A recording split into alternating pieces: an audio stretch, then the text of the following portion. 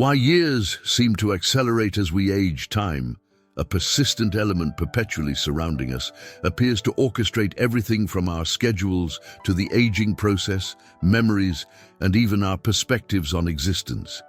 It embodies the core essence of human experience, a sensation that intensifies as we mature. But why does childhood seem like a boundless expanse, brimming with potential, while time appears to accelerate with each passing year?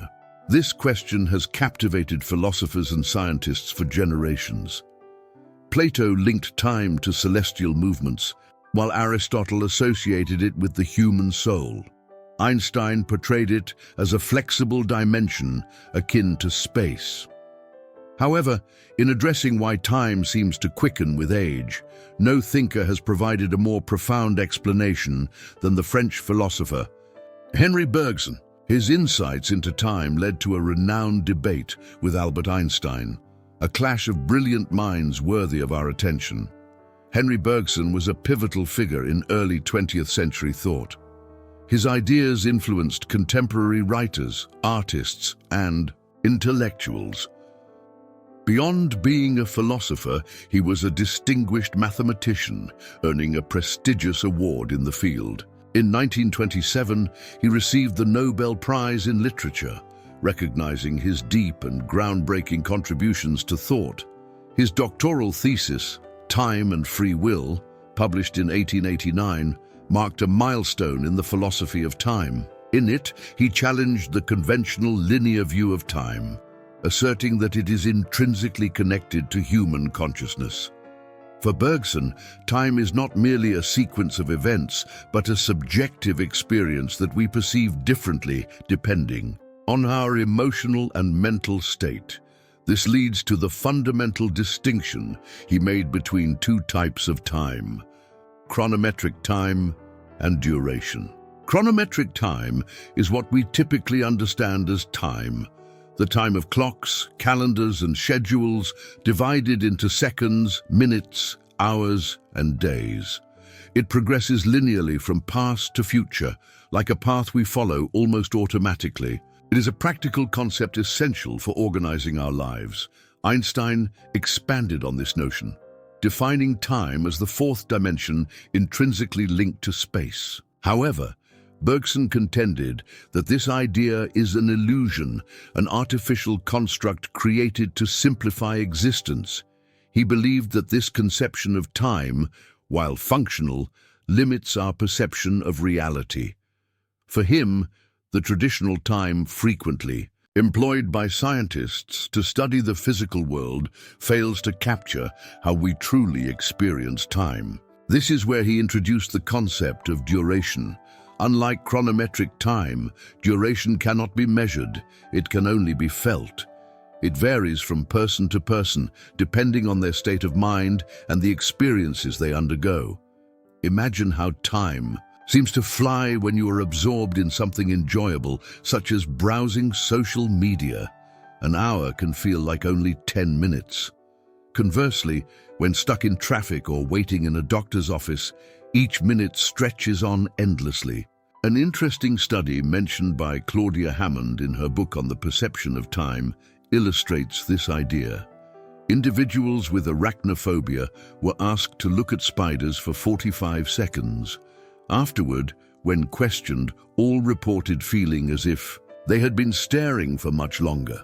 They were not actually in danger, but their fear heightened their perception of the passage of time.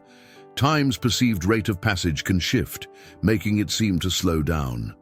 This illustrates that time is not merely an objective measurement. Our perception of it fluctuates based on our emotions and the situations we find ourselves in. Henri Bergson considered this subjective experience to be time's true nature.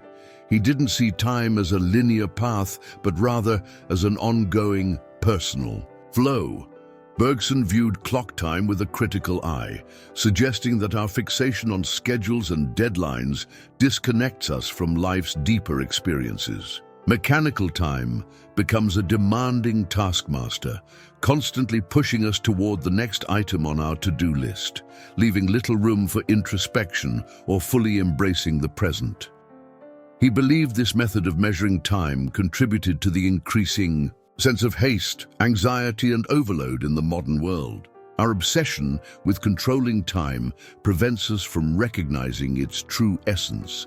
Bergson's concept of duration elucidates why our experience of time can differ so drastically.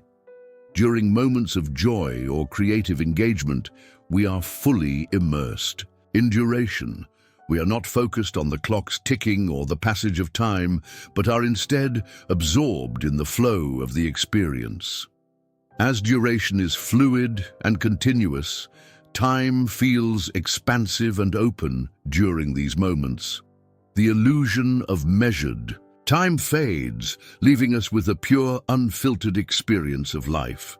Conversely, when we feel bored or anxious, we become hyper-aware of time. Bergson's ideas were not immune to controversy. In the 1920s, he engaged in a famous intellectual debate with Albert Einstein, the father of modern physics.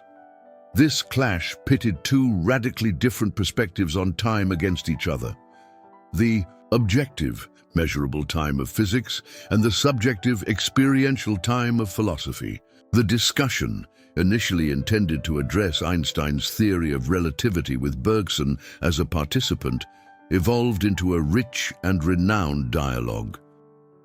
Beyond being a celebrated philosopher, Bergson was a prominent public figure known for his bestseller, Creative Evolution. During the debate, Bergson began by praising Einstein's contributions, but then presented his view of the human experience of time. Einstein, taken aback, was delayed in his response, partly due to needing to translate his thoughts from French and partly because he recognized the validity of Bergson's argument. Eventually, Einstein countered, stating that there is no philosophical time, only psychological time and absolute time, dismissing Bergson's view as irrelevant to the physical reality of time.